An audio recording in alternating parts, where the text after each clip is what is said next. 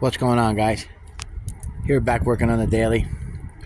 Got the intake and carburetor on, the distributor in, and got it running.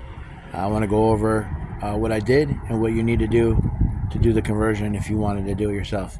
So let me go underneath the hood and I'll show you what I got going on. As you can see, Rochester carburetor, no name Amazon intake, generic HEI distributor. The intake was $1.50, carburetor was $1.60, distributor was like $80. Came with wires for a small block, I couldn't use them. The most important part, this Holley fuel pressure regulator, part number 12-881, is made for high pressure fuel pumps. Regulate them down to 6 pounds for carburetor. It's a return style, so it just keeps returning the fuel that you don't use back to the tank. Keeps everything nice and cool. Your air fuels stay nice and normal. No deadhead in the fuel, and no leaning out in hot conditions while you're sitting in traffic with your fuel deadhead into the bowl. Everything returns back to the tank the way it should. I got it running without a couple of issues. First one was no signal from the transmission to tell the ECU what gear it's in, so it won't start with the key. So I had to install a push button for now until I figure it out. But I'm pretty sure that US controller that I'm going to buy to control the transmission is going to take up all the ports that I need. So I probably won't be able to get it to turn on and crank with the key. But everything else works. Let me show you. Start it up real quick. I got all the gauges to work and everything like that. Let me find the key here. Excuse me. Bunch of GM keys. There we go. Turn the key on. Volt gauge comes up. Gas gauge comes up. All the lights come on. Hit the button. Fires right up. Charge is good. 60 pounds of oil pressure. I don't have any coolant in it, so I can't let it run that long, but it runs great.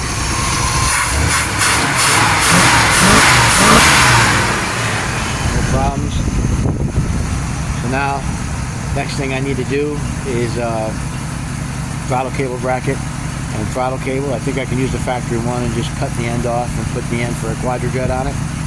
But yeah, guys, I'm pretty happy with it. It sounds really good. Over to the exhaust side. I mean, it never ran this good when I had the fuel injection on it, I can tell you that. Sounds real good. Except for a little exhaust leak right here. But pretty happy with the conversion. It runs great. It'll be reliable. I just need to change the line going from the fuel filter to the regulator. I want to put push lock and AM fittings there. It's got the factory one right now with fuel injection clamps, and I want to make it a little better. So yeah, guys, that's how you do your conversion. That 7 pounds of fuel pressure. She's good. It runs great.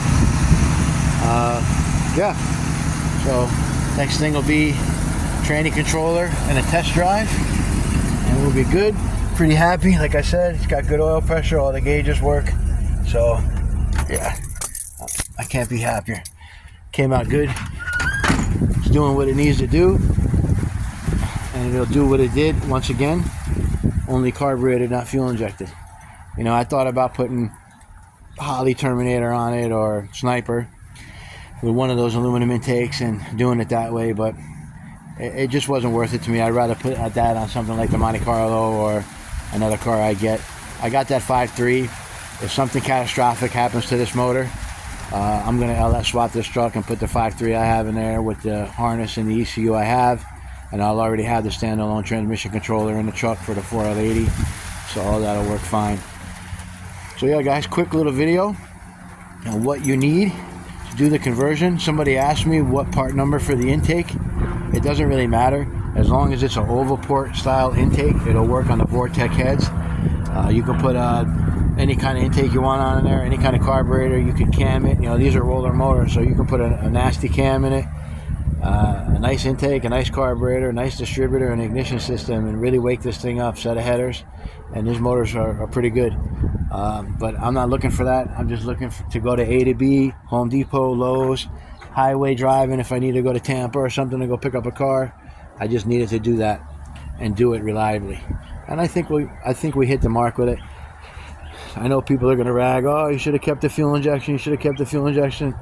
I mean, the whole harness, there were so many parts of the harness that had no continuity, that burnt up. It wasn't even worth trying to fix it. You know, I thought about getting another harness. They're hard to find, and the ones that you're going to find are going to have the same problems that these ones have. 150, 250, 300,000 miles and beat up from the heat, you know, hot, cold, and just crumbling and falling apart. And that's what happened to this harness. But it doesn't mean we got to get rid of the truck. The truck still has a lot of life left in it. So guys, that's it. Easy conversion on your L29 big block is the way you do this one. L31, you can do the same thing. The vortec motor, you just got to get the right intake that will adapt the carburetor, because the vortec heads are different from the old school small block Chevy heads, so you have to get the right intake. The bolts are straight on the vortec heads in the middle, and on the old school small block Chevy heads are angled. So you can drill the intake and kind of make it fit, but you're just better off getting the right one so you know you don't got no leaks. Guys, take it easy. Have a great day. If anybody's doing this conversion or on the L31 to 350, if you want any answers to any questions you're not sure of, just give me a shout. And yeah, guys, picking up subscribers like crazy. Thank you very much. I appreciate all of you. Like, comment, subscribe, and we'll talk to you later.